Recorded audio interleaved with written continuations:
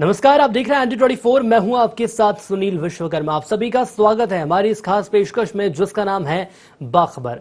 बाखबर में आज हम बात करेंगे लॉकडाउन 3.0 की। जी हां, जैसे ही आज इस बात का फैसला हुआ कि लॉकडाउन को 2 हफ्ते के लिए और ज्यादा बढ़ाया जाएगा, 17 मई तक के लिए देश में लॉकडाउन कर दिया गया है। आपको बता दें कि जो इंतजार किया जा रहा था कि हो सकता है 3 मई को लॉकडाउन खत्म हो जाएगा, लेकिन ऐसा नहीं हुआ और लॉकडाउन को 2 हफ्ते के लिए आगे बढ़ा दिया गया है। अब ऐसे में सवाल ये उठता है कि क्या रेड जोन, ग्रीन जोन और ऑरेंज जोन में क्या कुछ परिवर्तन किए जाएंगे जो आम जनता है वो परेशान ना हो, इसके लिए क्या व्यवस्थाएं की जाएंगी।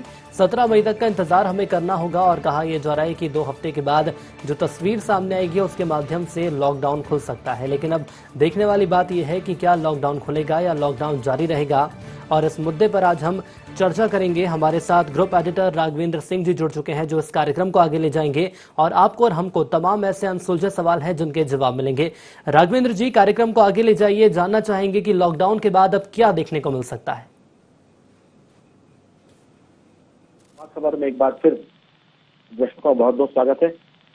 और दरअसल हम बहुत दिनों से आशंका जता रहे थे कि जो लापरवाही चल रही है, अगर ये खत्म नहीं होगी तो लॉकडाउन बढ़ेगा। खासतौर से हम बात करेंगे भोपाल के संदर्भ में, इंदौर के संदर्भ में और उज्जैन के संदर्भ में, क्योंकि ये तीनों जिले, तीनों संभाग रेड जोन में आते हैं। दरअसल जनता की लापरवाही से और प्रशासन की थोड़ी उदारता के चलते ये मध्य प्रदेश में संकट बढ़ रहा है। जरूरत है कठोरता से इसके पालन कराने की, लेकिन अभी ये हो नहीं पा रहा है। नतीजा ये कि जो लॉकडाउन खत्म होने की हम संभावनाएं देख रहे थे, लेकिन वो अब 17 मई तक बढ़ गया है। इसी पर हम विस्तार से बात करेंगे। हमारे साथ टेलीफोन लाइन पर हमारे साथ जुड़े हैं जी.के. शिब्बर जी, वरिष्ठ पत्रकार। शिब्बर जी, आपका स्वागत है। हाँ जी, नमस्कार जी। दरअसल बहुत सारी बातें हैं। हम लोग शुरुआत से करते हैं कि अगर जनता ने लापरवाही बरती तो फिर प्रशासन को मुश्किल होगी चीजों को नियंत्रित करने में। इंदौर इसका सबसे बड़ा उदाहरण है।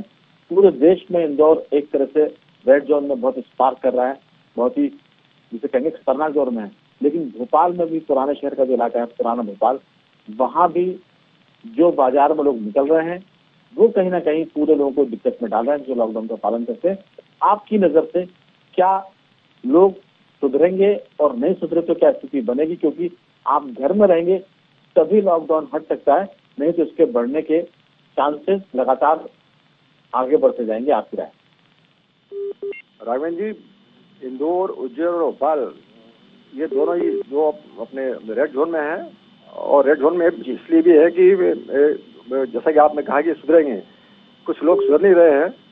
और जब तक पूरा 100% लोग घर से बाहर नहीं निकलेंगे, अपने घर में ही रहेंगे, तब तक ये सफल नहीं हो सकता। क्योंकि जहाँ तक मेरा माना कि जब ये होली के बाद में जो ये इंदौर, उज्जैन और भोपाल तीनों जगह रंगपंचमी मनाई जाती है और बड़े बड़े पैमाने में रंगपंचमी मनाई गई थी, जबकि उस टाइम लॉकडाउन का शुरुआती पीरियड था मेरे हिसाब से। और ये लोगों में बहुत आदत पड़ी है या बाहर निकलने की, घूमने की, इन्हीं तीनों शहरों में।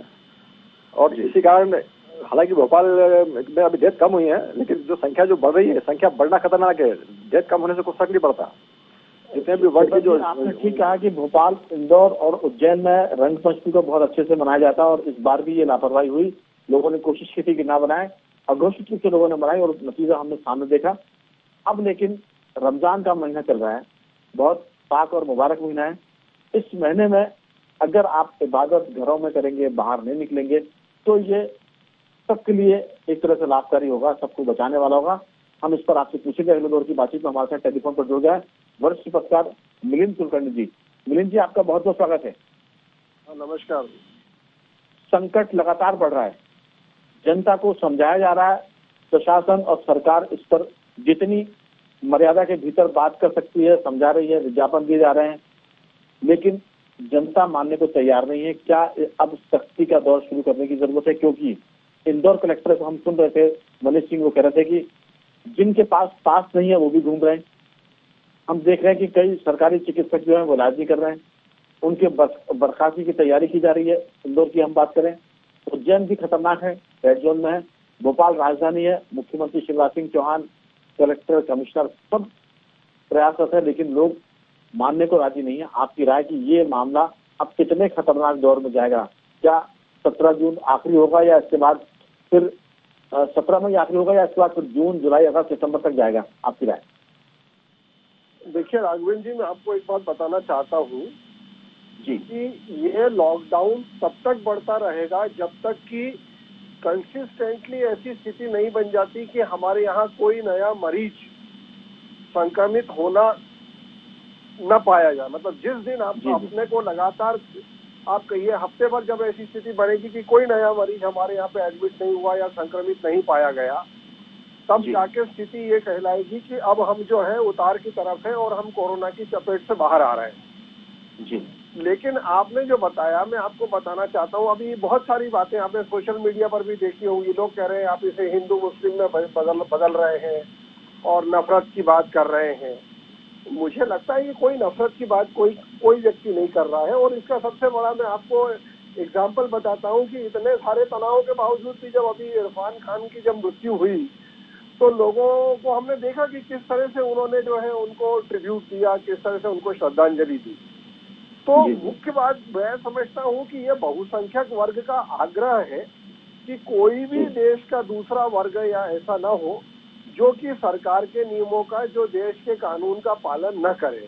और जब कोई वर्ग देश के कानून का पालन नहीं करता है तो एक स्वाभाविक रूप से जब आपके सामने जान का खतरा खड़ा हुआ है तो लोगों में उसके प्रति गुस्सा बढ़ता है, एंगर बढ़ता है और वो फिर रिफ्लेक्ट होता है। तो मुझे लगता है कि यदि हमारे मुस्लिम भाई या हमारे यहाँ और भी जो हिंदू परिवारों में भी ये कुछ ऐसे बहुत सारे मूर्ख लोग हैं जो बाहर निकलते हैं, ये लोग सारे के सारे जब तक इस बात को नहीं मानेंगे कि यदि आप घर में नहीं अपने बैठेंगे तो आप मान के चलिए कि लॉकडाउन की तारीखों पर तारीख चले जाएंगी, क्योंकि सरकार के पास में इतने संसाधन ही नहीं है कि वो कोरोना यदि बहुत ज्यादा फैल गया तो उसका वो मुकाबला कर सके। तो एक ही रास्ता है कि क्वारंटाइन में रखा जाए लोगों को और लोगों को जो है घरों में जो है अपना लॉकडाउन में रखा जाए। एकदम आपने ठीक कहा, लेकिन हमारा सवाल आपसे आगे भी रहेगा। मैं अगर जीके शिब्बर जी जुड़े हैं तो मैं उनसे पूछूंगा कि क्या ये आपको लगता है कि इसी बीच हमारे साथ इंदौर से हमारे ब्यूरो चीफ बाबू शेख जुड़ गया। बाबू शेख, इंदौर की क्या स्थिति है? क्योंकि कलेक्टर तो बहुत चिंतित है। मनीष सिंह ने बताया कि वो डीआईजी के साथ बैठ के बात करेंगे और अगली तैयारी करेंगे कि जो लोग सड़कों पर घूम रहे हैं उनके खिलाफ कानूनी कार्रवाई करके उनको गिरफ्तार किया जाए, बंद किया जाए। आपकी क्या राय है? बिल्कुल राघवेंद्र जी, आपको बता दूं इंदौर की जो स्थिति है, वैसे तो अगर प्रशासनिक अधिकारी और इंदौर कलेक्टर मनीष सिंह से जब हमारी बात हुई तो उनका साफ तौर से कहना है कि हम जो सैंपल ले रहे हैं, हम ज्यादा मात्रा में सैंपल ले रहे हैं, इसलिए लोग जो है कोरोना वायरस के जो पॉजिटिव लोगों की जो रिपोर्ट है वो ज्यादा आ रही है। लेकिन कल तक जो है 3 मई तक जिस तरीके से लॉकडाउन की जो तारीख है वो अब जो है बढ़ा दी गई है और जिस तरीके से जो मूलभूत सुविधाएं हैं उनमें छूट दी गई थी, लेकिन अब कहीं ना कहीं इंदौर के जो कलेक्टर उन्होंने साफ कर दिया है कि किसी प्रकार की भी छूट नहीं दी जाएगी। जो इमरजेंसी की जो चीजें हैं उनमें ही छूट दी जाएगी और तेजी से डंडे चलाकर अब लोगों को घर में रहना पड़ेगा। अगर जो लॉकडाउन का उल्लंघन करेगा उन्हें जेल में भी डाला जाएगा। इस तरीके का उन्होंने अब लोगों को चेतावनी दी है, क्योंकि जो लोग लगातार घर से बाहर निकल रहे हैं उन्हीं का भी एक कारण है कि वो अपनी भी जान खतरे में डाल रहे, साथ अपने परिवार की भी जान खतरे में डाल रहे। ऐसे में अब इंदौर प्रशासन, इंदौर पुलिस सख्ती से जो है उन लोगों से निपटेगा जो सड़कों पर आएंगे। बाबू शेख, हमारे साथ फोन लाइन पर 2 पत्रकार भी हैं, उसमें एक जीके शिब्बर जी हैं। मैं उनसे पूछूं क्योंकि वो कोर्ट की वकालत भी करते हैं, विधि की रिपोर्टिंग भी करते हैं, उनसे पूछूंगा कि क्या अब कानूनी कार्रवाई सख्ती से करने का दौर आ चुका है? शिब्बर जी, कानून क्या बिल्कुल सख्ती बरतना चाहिए, क्योंकि मेरा ये मानना है कि एक बार आप 1-2 महीने आप थोड़ी सख्ती उठा लीजिए हमेशा के लिए, नहीं तो ये मामला लंबा जाएगा। लंबा जाने से सबका नुकसान है। और ये जो कोरोना की जो ये लड़ाई है, ये कोई 2 देशों की या 2 पक्षों की लड़ाई नहीं है। ये वो लड़ाई है जो अपने आप से लड़नी है। ये तो भला हमारा डॉक्टरों का, नर्सों का और पुलिस प्रशासन का जो इस भयंकर बीमारी में रह के हम लोगों को प्रोटेक्ट कर रहे हैं। तो हर एक आदमी मीडिया का भी बहुत धन्यवाद, क्योंकि वो लगातार लोगों को अवेयर कर रहा है। और अगर पुलिस जब पकड़ने लगेगी तो लोग उसको फिर कोई मुद्दा बनाने शुरू कर देते हैं। तो जब आप जब 70-75% लोग घर में हैं, बैठ रहे हैं, तो जो 15-20% लोग जो भी हैं वो उनको बाहर निकलने में क्या तकलीफ है? अभी एक महीना और घर में बैठ जाए। और बिल्कुल आपने ठीक कहा शिब्बर जी। ये बात सबको समझने की जरूरत है। हम लगातार इस मुद्दे पर बात करते रहेंगे। आपने ND24 से चर्चा की, छिब्बर जी आपका बहुत बहुत धन्यवाद। फिर कभी जब हम बातचीत करेंगे तो आपको जरूर ND24 से बात के लिए जोड़ेंगे। आपका शुक्रिया अदा करते हैं। मिलिंद कुलकर्णी जी, सारा मामला इस बात पर आपका अटक है जो हमारे ब्यूरो चीफ बता रहे हैं इंदौर से बाबू शेख की। कलेक्टर भी इस बात को लेकर परेशान है कि अगर लोग बेवजह निकलेंगे बाहर तो उन पर कानूनी कार्रवाई करना अब मजबूरी है। शायद इंदौर में कल से इस कठोरता को देखने को मिले, लेकिन हमारा ये भी सवाल है कि भोपाल में ये कठोरता अभी नजर नहीं आ रही। हालांकि कमिश्नर भोपाल जो है कल्पना श्रीवास्तव जी, उनकी जगह कविंद्र कियावत भोपाल के कमिश्नर बन गए हैं। उम्मीद करते हैं कि शायद वो ज्यादा सख्ती के साथ प्रशासन को चलाने की कोशिश करेंगे, और खासतौर से पुराने शहर में। आपकी राय? नहीं, आपका बिल्कुल कहना सही है। देखिए, मैं आपको बताऊं कि कोरोना से लड़ने के जो अभी तक जो सारी चर्चाएं और सारी रिपोर्ट्स आई हैं उसमें दो रास्ते हैं। या तो ये है कि सभी तरह की जो बंदिशें हैं वो खत्म कर दी जाएं, जैसे लॉकडाउन है या जो भी लोगों को क्वारंटाइन वगैरह किया ये सब खोल दिया जाए। और इससे आप देखेंगे कि स्वीडन में हुआ है कि वहाँ पे एक हर्ड इम्यूनिटी डेवलप हो गई है। आपको मालूम होगा वहाँ पर जो है लोगों में स्वाभाविक रूप से, नैसर्गिक रूप से प्रकृति ने प्रत्येक व्यक्ति के शरीर में, हालांकि उसका बहुत बड़ा नुकसान हुआ, कई लोगों की मौतें हुई, लेकिन अब उनमें वहाँ पे हर्ड इम्यूनिटी डेवलप हो गई है। दूसरा तरीका यह है कि जो हमने अपनाया है, भारत ने अपनाया है या और भी देशों ने अपनाया है, जहाँ पर कि हम लोग जो है इसका पालन करना चाहते हैं। लेकिन ये बात बिल्कुल सही है कि हमारे यहाँ का, जैसे ये नमाज का जो इश्यू आ रहा है बार बार, ठीक है, मैं मान सकता हूँ कि ये बड़ा पवित्र जो है ये महीना है, लेकिन जब मक्का मदीना बंद हो सकता है और तमाम हिंदू धर्म के सारे मंदिर बंद हैं, सारे गुरुद्वारे बंद हैं, सारे गिरजाघर बंद हैं। ये मुद्दा बहुत महत्वपूर्ण, और इसी मुद्दे पे कई बार चीजें अटकती है। हम बाबू शेख से पूछते हैं कि बाबू शेख, इंदौर में जो लोग बाहर निकल रहे हैं, अगर उनको भीतर करने की बात होती है कि वो घरों में रहे, खासतौर से हम भोपाल की बात भी करें तो भोपाल की तासीर भी ऐसी कि यहाँ लोग देर रात तक घूमते हैं, दिन में देर से निकलते हैं और रात को फिर देर से घर जाते हैं। यही तासीर इंदौर की है। लेकिन ये रमजान का महीना है, रमजान के इस मुबारक महीने में लोग जब शाम को रोजा अफ्तारी करते हैं, बाहर निकलते हैं, उनकी आदत है। लोग कहते हैं कि जितनी आदमी की उम्र लिखी हुई है उतनी वो पूरी करेगा, कोई फर्क नहीं पड़ता घर में बैठने और निकलने से। क्या इस मामले में ये चीजें भी आड़े आ रही है बाबू शेख? देखिए, आपको बता दूं, भोपाल की बात करें या इंदौर की बात करें, जितनी शक्ति हमें इंदौर में दिखाई दे रही है, इतनी शक्ति मुझे नहीं लगता कि मध्य प्रदेश के किसी और जिले में होगी, क्योंकि इंदौर का प्रशासन इस समय बहुत सख्त है। इंदौर के जो लोगों की चिंता बहुत ज्यादा इंदौर के प्रशासन को है, और इस समय रमजान चल रहा है। ऐसे में जो मुस्लिम जो कम्युनिटी के लोग हैं वो भी इसका पूरा पालन कर रहे हैं, और सभी समाज के जो लोग हैं वो इसका पालन कर रहे हैं। अभी किसी भी प्रकार से किसी भी जगह को छूट नहीं दी गई है। किराने की दुकान हो या और अन्य दुकानें हैं, उनको भी किसी को जो है छूट नहीं दी गई। साथ ही जो लोग टप्पी के लिए बाहर निकलते हैं उन लोगों पर सख्ती से कार्रवाई की जा रही है। लेकिन राघवेंद्र जी, एक बात और भी बता दूं, इंदौर के लोग बहुत ही अच्छे हैं, क्योंकि इंदौर के कुछ ऐसे ही लोग हैं जिनकी वजह से इंदौर शहर बदनाम हो रहा है। लेकिन कुछ इतने लोग हैं, क्योंकि आज बराबर 2 महीने बीतने वाले, लोगों को सब्जियां, हरी सब्जियां नहीं मिली है। ऐसे भी लोग हैं जो उनका भी इंतजार कर रहे थे। लेकिन बाबू शेख, यही तो बात है कि सिर्फ कुछ लोगों की वजह से सारे लोग संकट में आ रहे हैं।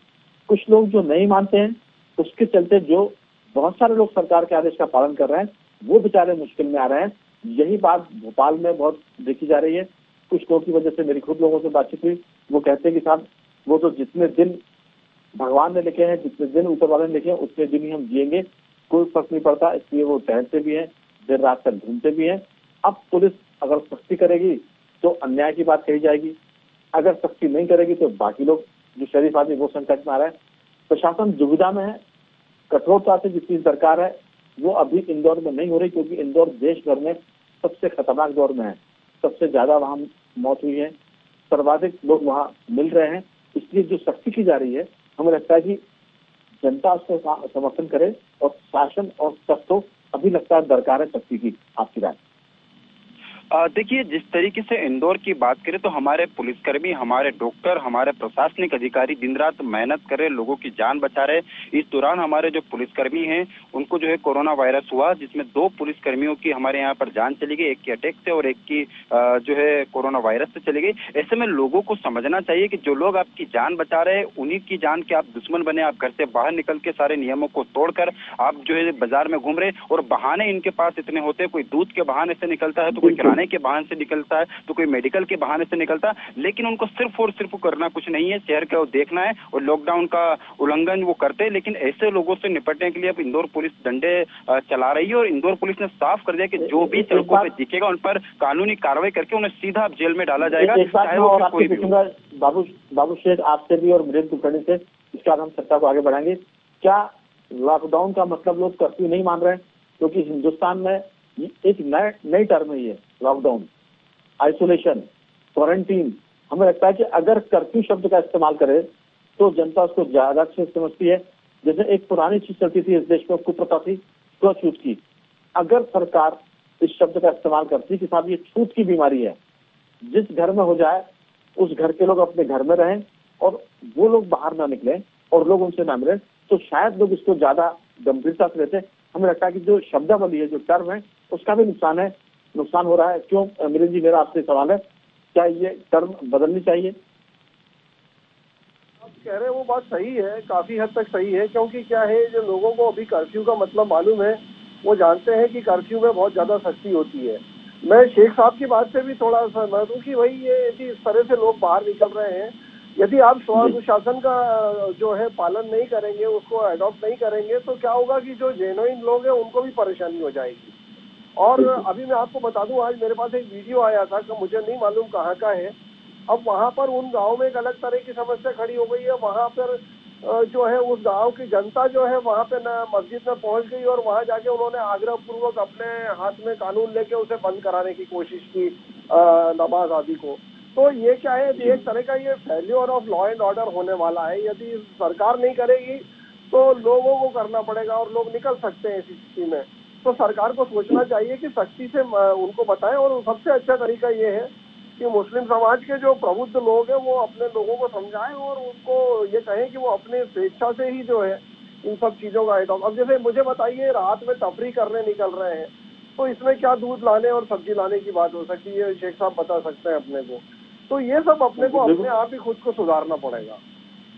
बिल्कुल पूछते हैं शेख साहब, क्या ये जो तफरी के निकलते हैं रात में दूध और उसके बहाने, जैसे स्कूल में कई बार बच्चे बहाने करते हैं कि आज मैं कॉपी घर भुलाया, आज मेरे पेट में दर्द था, ये बच्चे जैसे बहाने करके लोग सड़कों पर निकल रहे हैं, खुद की जान जोखिम में डाल रहे हैं और लोगों की जान को भी संकट पैदा कर रहे हैं।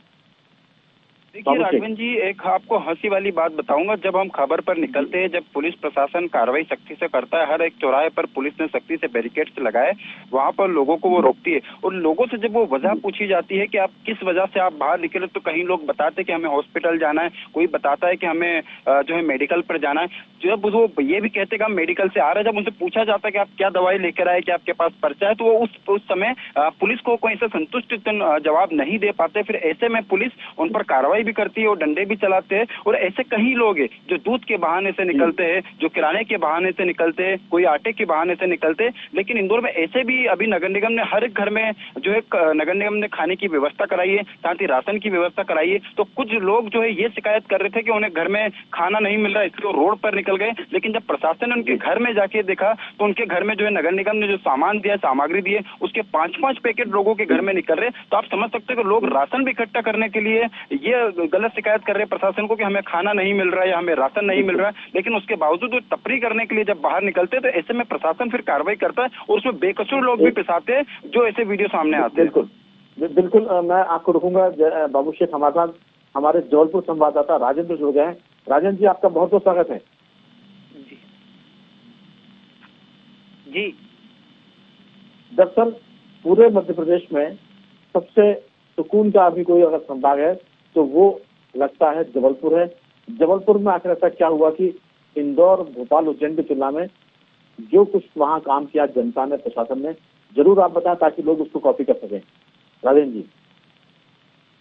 मैं आपको बता दूं कि यहाँ जो जिला प्रशासन था जो मामले हैं यहाँ बहुत रोकथाम हुई है और जिला प्रशासन जो है बहुत एक्टिव था। यहाँ पे जो है जो कंटोनमेंट एरिया जो बनाए गए थे उसको पहले ही लॉक कर दिया गया था और जो स्वास्थ्य टीमें थी वो लगातार जो है वो सर्वे कर रही थी। जैसे ही यहाँ पे जब जो पहले मामले जो आए हुए थे, जो ट्रैवलिंग करके 4 जो मुकेश अग्रवाल जो फैमिली थी सुहागन आभूषण की, उसके बाद से ही जो जिला प्रशासन था वो सतर्क हो गया था और उन्होंने जो है सख्ती दिखाई और जो लॉकडाउन किया गया था तो उसमें ये है कि लोगों को जो है बाहर निकलने से बिल्कुल मना कर दिया गया था और नुक्कड़ नाटक के जरिए या किसी और अन्य जो चीजें हैं माइक के जरिए लोगों को समझाई दी जा रही थी कि ये लॉकडाउन किया गया है, ये आप लोगों के लिए ही किया गया है और इसमें आप सुरक्षित रहेंगे अगर घर में रहेंगे। और मैं आपको बता दूं कि जी बताइए, बहुत संक्षेप में, समय चूंकि खत्म हो रहा है। जी मैं आपको बता दूं कि फिर जिला प्रशासन जो है उन्होंने बहुत सख्ती करके रखी हुई थी और लोगों ने भी यहाँ जो है जिले के जो लोग हैं उन्होंने भी जो है प्रशासन का काफी सहयोग किया है। जिस प्रकार से लोग अपने कह सकते हैं राजेंद्र जी कि वहाँ जनता और प्रशासन के बीच अच्छा तालमेल था। नतीजा ये कि वहाँ स्थिति अब ज्यादा बेहतर है। आपने चर्चा की राजेंद्र जी, बहुत बहुत धन्यवाद आपका। अब मेरा एक सवाल बाबू शेख से भी है और मिलिंद जी से भी है। क्या इंदौर में कहा जा रहा है कि जो कोरोना वायरस है वो ज्यादा स्ट्रांग है, जिसको कोरोना की भाषा में अगर कहा जाए मेडिकल टर्म में कि वहाँ एल जो है वो ज्यादा है और एस टाइप का जो वायरस है वो जरा कमजोर है। ये वायरस मुंबई में भी है और अहमदाबाद में भी है और ये इंदौर में भी है। क्या ऐसी कोई बात है? जरूर मिलिंद जी, बहुत संक्षेप में आपसे उसका उत्तर चाहिए।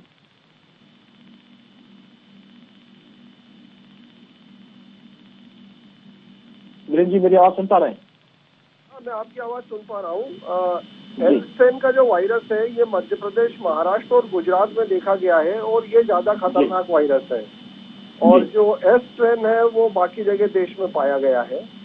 तो ये जो वायरस की गंभीरता है ये भी हमारे देश के जो है हमारे राज्य के लोगों को समझना पड़ेगी और मुझे लगता है कि जब तक हम जो है स्वानुशासन पर नहीं जाएंगे और सरकार जब तक सख्ती नहीं करेगी तब तक ये अनुशासन पर नहीं आएंगे और जब तक धर्म को एक तरफ करके मानव धर्म को जब तक सामने नहीं रखेंगे तब तक ये दिक्कतें आती रहेंगी।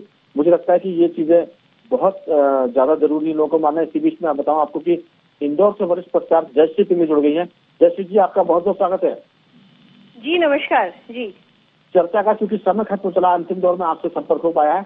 बहुत संक्षेप में ये कि इंदौर में जो वायरस है, अभी मिलिंद जी से बात हुई थी कि वो ज्यादा खतरनाक है और इसलिए इंदौर के लोगों को ज्यादा सतर्क रहने की जरूरत है। जैसे हमारे साथ हमारे इंदौर के विरोधी बाबू शेख भी बता रहे हैं कि लोग तफरी करने निकल जाते हैं शाम के वक्त और बच्चे जैसे बहाने बनाते कि दवा लेने गए थे। कहीं ना कहीं प्रशासन को सख्त होने की जरूरत है और आम आदमी को समझदार होने की जरूरत है। आपकी टिप्पणी? जी बिल्कुल, हम लोग रेड जोन में है, इंदौर और तमाम मध्य प्रदेश के दूसरे शहर। हालातों को देखते हुए नागरिकों को भी अपनी जिम्मेदारी का एहसास होना चाहिए और प्रशासन को भी अपनी सख्ती बढ़ानी पड़ेगी क्योंकि ये 2 वीक के बाद फिर हमारे पास वक्त नहीं होगा। तो ये 2 वीक हमारे लिए एक फाइनल अलार्मिंग टाइम है। अपने आप को आगे की यात्रा, आगे की जर्नी हमारी हैप्पी रहे, आगे की जर्नी हमारी बेहतर रहे, इसके लिए तो प्रशासन भी बिल्कुल आपने बहुत ठीक बात की कि ये जो समय बढ़ा है कहीं ना कहीं ये बताता है कि अगर आप ये 14 दिन में नहीं सुधरे तो फिर आपकी अगली यात्रा रेड जोन के भीतर ही रहने वाली है और फिर बहुत मुश्किल हो जाएगी। हर दिन आपको सतर्क रहना है। अगर आप नहीं मानेंगे तो दिक्कत हो जाएंगी। जयश्री जी, आपने बहुत अच्छी बात की और बहुत आशाजनक भी बात है। आपका बहुत बहुत धन्यवाद। मिलिंद जी, आपका भी बहुत बहुत धन्यवाद कि आपने चर्चा में हिस्सा लिया। बाबू शेख, लगातार आप नजर बनाए रहिए और लोगों से जरूर इस तरह की अर्ज करिए कि वो घरों में रहें, बाहर ना निकले। तीनों मेहमानों का हम धन्यवाद करते हैं। दर्शकों को बताते हैं कि वो घरों में ही रहें, क्वारंटीन खुद को रख लें। भले ही आप स्वस्थ हैं, क्योंकि आपका इलाका अगर रेड जोन में है, ऑरेंज में है तो आप दिक्कत में है, ग्रीन जोन में है तो भी दिक्कत में है। इसलिए घर में रहने की सबसे ज्यादा जरूरत है। अब हम इस बाखबर के रंग को समेटते हैं और आपको बताते हैं कि इस बार जो हमारे सहयोगियों ने जो रिसर्च करके जो चीज निकाली वो ये कि अब नई बात पता चली है कोरोना वायरस के बारे में और ये खासतौर से अमेरिका और यूरोपीय देशों में है कि अब इस कोरोना वायरस के चलते बच्चों की जो धमनियां हैं उसमें सूजन आ रही है। ये एक नया इंडिकेशन है कोरोना वायरस की बीमारी के चलते, बहुत खतरनाक है। इस पर विस्तार से बताएंगे हमारे साथी सुनील विश्वकर्मा जी। सुनील जी की तरफ मैं जा रहा हूँ। सुनील जी, इस पूरे बारे में जो रिसर्च है, जो कहानी है, जरूर आप बताएं। बिल्कुल सर, तमाम जानकारी आपने हमारे साथ साझा करी और हमारे दर्शकों के साथ साझा करी, इसके लिए आपका बहुत धन्यवाद। और आइए चलते हैं, बढ़ते हैं आगे। बात हम करेंगे बच्चों की धमनियों में आखिर सूजन आ रही है। जी हाँ, कोरोना वायरस को लेकर लगातार शोध हो रहे हैं और इन शोध में कई ऐसी चौंकाने वाली बातें सामने आई हैं जिनसे वैज्ञानिक भी हैरान हैं। दरअसल कोरोना वायरस लगातार अपना प्रकार और लक्षण बदल रहा है। पिछले दिनों अमेरिका के सेंटर फॉर डिजीज कंट्रोल ने चेताया था कि इसके जो लक्षण पूर्व में बताए गए थे, उनके अलावा भी मरीजों में कुछ नए लक्षण देखे जा रहे हैं। वैज्ञानिकों का कहना है कि इन लक्षणों के प्रति हर किसी को सजग रहना चाहिए। वहीं कनाडा में कुछ ऐसे मामले सामने आए थे जिनमें कोरोना संक्रमित मरीजों के पांव में नीले या बैंगनी रंग के निशान देखे गए। अब इसको लेकर एक नई बात सामने आई है। अमेरिका और यूरोपीय देशों में बच्चों में कोरोना काल में एक दुर्लभ बीमारी फैल रही है। इसमें बच्चों के शरीर में खून पहुंचाने वाली रक्त धमनिकाओं में सूजन आ जाती है। ज्यादातर डॉक्टर संक्रमण को इसकी वजह मान रहे हैं। कम से कम 6 देशों में ऐसी दुर्लभ बीमारी के 100 से ज्यादा मामले देखे गए हैं। इसे कावासाकी से मिलता जुलता माना जा रहा है और इस बीमारी का पहला मामला लंदन में सामने आया था। इसी के साथ हमारी इस खास पेशकश में इतना ही और ताजा तरीन खबरों के लिए देखते रहिए IND 24।